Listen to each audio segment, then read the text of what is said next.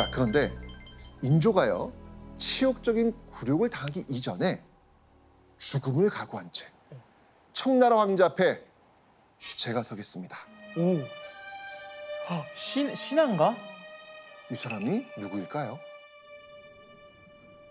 일이 이렇게 급박 가운데 제가 가겠습니다. 바로 인조의 맏아들. 오늘의 이야기 주인공 소현세자. 와, 소현세자였습니다. 대단한 사람이네. 그죠? 강단 있고. 네. 나에게는 일단 동생이 있고 또 아들도 하나 있으니 역시 종사를 받들 수 있다. 내가 적에게 죽는다 하더라도 무슨 유감이 있겠는가. 내가 성에서 나가겠다는 뜻을 말하라. 세자가 지금 이런 얘기를 한 거예요. 쉽지 않죠. 영화에서 나오는 진짜 모두를 딱 구하고 자기가 목숨을 걸고 나가는 약간 그러니까요. 쉽지 않은 선택을. 그 일단 효심이 깊기 때문에 또 그쵸. 할 수 있는 행동이 아닐까 그쵸. 싶어요.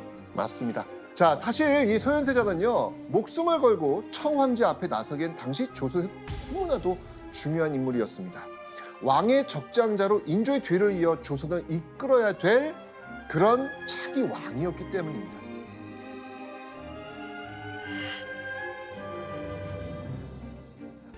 여기 지금 전쟁 중이라고 했는데 어떤 전쟁? 병자호란이 일어나기 전 조선의 첫 번째 호란이었던 정묘호란이 이때 일어났습니다. 두 번의 호란이라는 이 어마어마한 비극을 겪은 소현세자. 그래서 자신이 대신해서 목숨을 바쳐서라도 청과의 전쟁을 끝내고 싶진 않았을까 라는 그런 생각이 드네요. 자, 그렇다면 이 소식을 들은 청나라의 반응은 어땠을까? 근데 당연히 온다고 하는데 뭐 오케이 아니에요? 오케이. 청의 반응. 높. 오! 아, 너. 진짜요? 오로지 왕. 어? 세자가 아닌 왕이 직접 나와서 항복해야 한다 라고 하면서 세자의 항복을 거부합니다. 결국 오랑캐 나라의 조선의 왕이 항복하겠다라고 선언한 그때 청나라는요, 소현세자 이 두 부자에게 또 다른 난제를 던집니다. 산 넘은 산. 네. 네.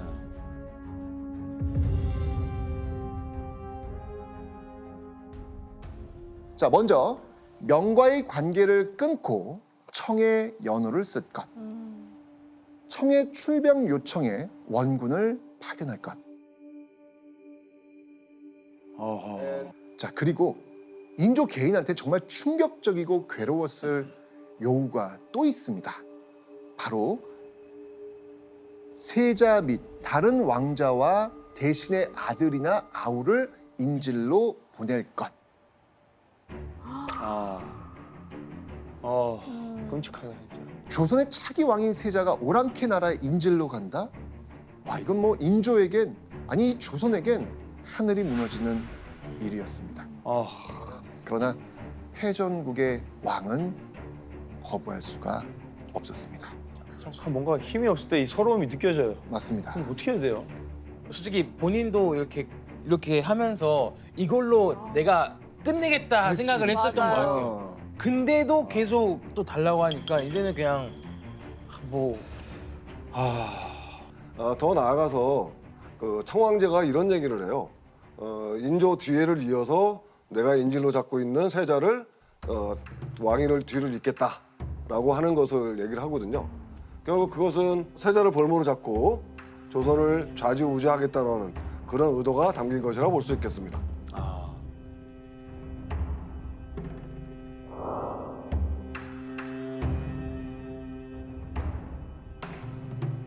조선의 차기 왕이 이 치가 떨리는 오랑캐의 나라인 청나라로 가야 하는 그 심정.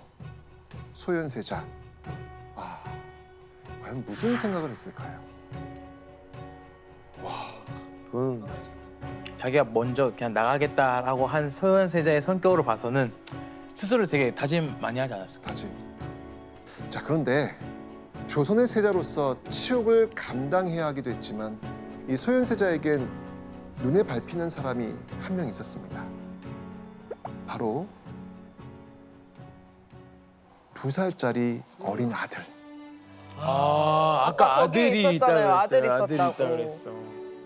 그는 이 2살 난 아들을 두고 떠나야 하는 아버지이기도 했던 것이죠. 이 장면이 이렇게 상상이 되면 그러니까 너무 가슴이 아프고 어린 아들을 두고 떠나야 하는 그 심정, 이거 어땠을까요? 이 소현세자 아마 겉으로는 의연해도 속은 새까맣게 타들어갔을 겁니다. 하지만 패전국의 세자는 그저 묵묵히 청나라의 요구를 따라야만 했겠죠. 자, 그런데 소현세자와 그 험난한 길을 함께 가는 이들이 몇 명쯤 되었을까요? 한 100여 명? 100명? 아니 한 7, 8명? 아니 아내도 데려가고 아내가 동생도 데려가고 그런 거 아니에요? 적당히 다 데리고 데려간 오면 거 됐지. 아니에요? 볼모 일행은요 무려 500여 명에 이릅니다. 500이요? 500여 명이요? 뭐야 이거는. 아니, 너무한데? 소현세자와 그의 아내 세자빈 강씨 이 둘을 중심으로 세자의 동생인 복림대군 부부 그리고 인질이 된 조선 신하들의 자식들 거기에 그들을 수행할 인원까지 있었기 때문이죠. 1637년 2월 아버지 인조는요 청나라로 떠나는 아들 소현세자 일행을 배웅하면서 인소라는 청나라 장수에게 한마디를 하죠. 자식들이 깊은 궁궐에서만 생장하였는데 지금 듣건대 여러 날 동안 노숙하여 질병이 벌써 생겼다 합니다. 가는 동안에 온돌방에서 잠을 잘 수 있게 하면 다행이겠습니다. 이게 끌려가는데 피란 생활로 몸이 상한 자식을 걱정하는 그 아버지의 마음이었겠죠. 그리고 아버지 인조는 떠나기 전 아들 소현세자를 마지막으로 마주합니다. 인조는 울면서 언제 다시 볼지 모르는 아들에게 이렇게 말합니다. 힘쓰도록 하라. 지나치게 화를 내지도 말고 가볍게 보이지도 말라. 힘쓰도록 하라. 비록 인질로 가지만 세자로서의 역할과 또는 지위에 맞는 그 행동들을 여전히 천국에 가서도 해줬으면 하는 그런 바람이었던 것 같고요. 세자는 마음 무겁게 받아들였을 것으로 생각이 됩니다.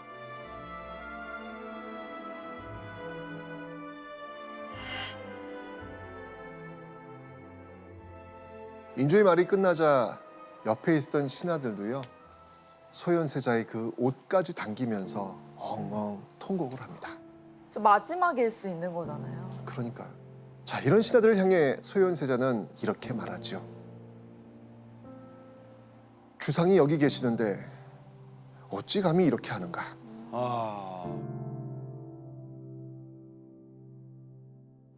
그리고는 의연하게 말에 올라타 그렇게 청나라로 출발합니다.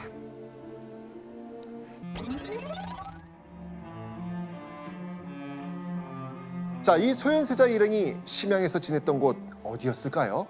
바로 여기입니다. 자, 이거는요 성경여지 전도라는 건데요.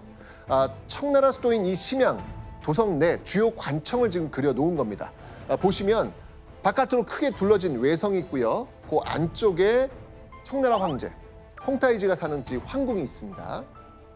자, 그 우측 아래를 보면 덕성문이 있죠.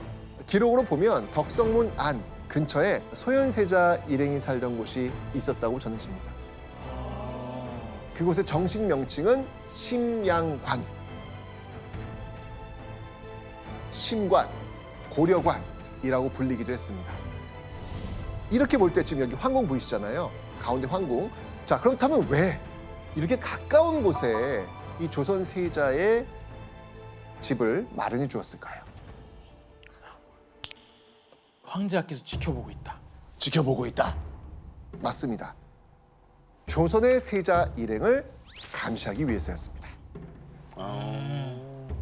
어떻게 보면은 창살 없는 감옥? 그런 느낌이 들지 않았을까 이런 생각이 듭니다. 자, 그리고요, 이 심양관엔 또 다른 큰 문제점이 있었습니다. 바로 소현세자 일행이 지내기엔 너무 협소하다는 겁니다.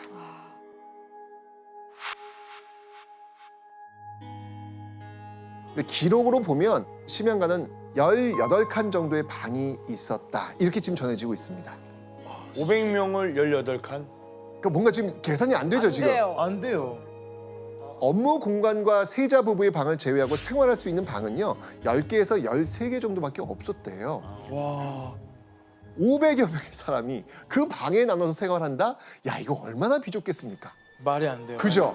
방 안에 50명이네요. 이 안에서 실제 생활 어땠을지 기록이 있습니다. 관소가 좁고 낮아 습하며 더러운 냄새가 나고 무더워서 숨이 막힙니다. 대소 인원들이 병나지 않은 이가 없으며 요사이 더욱 심합니다. 여름이 오니까 습하고 악취가 나고 더위에 숨이 턱턱 막히는 거예요. 그러다 보니 심양관 사람들은 이런저런 병에 걸려가지고 아프기까지 했다는 것이죠. 그 속에서 함께 생활한 소현세자. 이 모든 상황을 견디면서 심양관의 조선인 전체를 책임져야 했습니다. 그 이균호 교수님, 생활비 같은 건 어떻게 했나요? 청나라가 뭐 줬겠죠? 지원했나요? 왕자나 세자를 데리고 때문에 그 사람들에 대한 최소한의 그 생활품들은 제공을 했을 것 같아요. 다만 청나라도 역시 전쟁 중인 상황이었고 또 흉년도 오래 들고 그래가지고 아마 충분한 물자가 제공되지 않았을 것 같고, 역시 조선도 바로 전쟁 뒤끝 아닙니까? 그러니까 전쟁을 복구해야 될 상황이고, 그래서 아마 충분한 그 물품이나 생활품들이 지급되지 않았을 것으로 판단이 됩니다. 좁고 열악한 심양관에서 하루하루를 보내던 소현세자. 하지만요, 세자가 챙겨야 했던 건 심양관 안에 사람들만이 아니었습니다. 바로 청나라 황실 사람들 챙겨야 했습니다. 심양관에 들어간 지 2달 정도가 됐을 무렵이었습니다. 이른 아침 청나라 황제가 다급하게 소현세자 부릅니다. 황제가 나를 왜 부르지? 소현세자는 헐레벌떡 황궁에 들어갑니다. 자, 황제가 소현세자를 부른 이유 무엇이었을까요? 황제는요, 왕들이 모인 앞에서 이 도착한 소현세자에게 일단 차를 따라줍니다. 청나라 사람들 사이에 끼어가지고 차를 마신 소현세자, 당연히 황제의 그 다음 말을 기다리고 있었겠죠. 그렇죠, 그렇죠. 그 다음 말, 곧 황제가 이렇게 말합니다.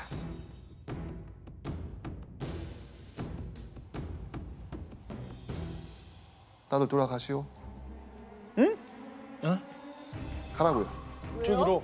차 마셨으니까 이제 가라고요. 오? 그 한마디 하려고 부른 거예요? 네. 저기 조선세자가 있으면 좋겠다. 와라 해라. 차 한 잔. 오. 마셨냐 가라 이거예요. 일국의 왕세자인데 이게 이런 식으로 대접을 하면 안 되거든요, 사실은요. 자, 그런데 이 차 마시러 오라는 식의 수모는요, 시작에 불과했습니다.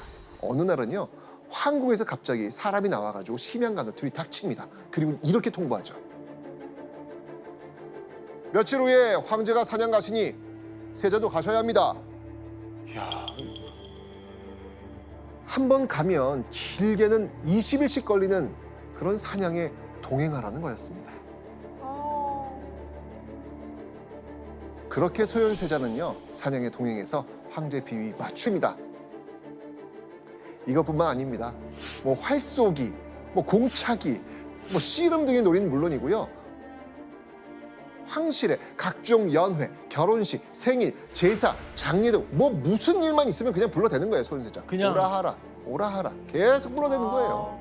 거기다가요, 매달 5일, 15일, 20일엔 또 정기적으로 황제에게 인사까지 해야 했습니다. 소현세자는 가뜩이나 말도 안 통해서 정말 괴로운 와중에 조선의 굴욕을 안긴 그 사람들 사이에 끼어가지고 이 비위를 맞춰 했던 것이죠. 아니, 교수님, 그 황제가 소현세자를 왜 이렇게 자꾸 부르는 거죠? 청황제 입장에서는 조선의 세자 즉 소현세자를 아마 볼 때 아마 전리품으로 생각을 할 수가 있겠죠. 내가 이겨가지고 저 세자를 데려왔다. 청나라가 이제 성공하는 또는 확장돼가는 막 그런 모습들을 아마 대외적으로 과시하기 위한 모습들이 좀 있었던 것 같아요. 자, 그런데 황제에게 끌려다니는 와중에 목숨을 걸어야 했던 일이 있었습니다. 어느 날요, 소현세자는 정말 충격적인 통보를 받게 됩니다. 바로 서행에 동행하십시오 라는 통보였습니다. 서행? 서행은요, 청나라 기준 황제가 서쪽으로 가는 것인데, 즉 명나라와의 전쟁에 나가는 걸 말하는 겁니다. 소현세자가 인질로 잡혀 있을 때 이 청나라는 명나라를 무너뜨리는데 정말 혈안이 되어 있었습니다.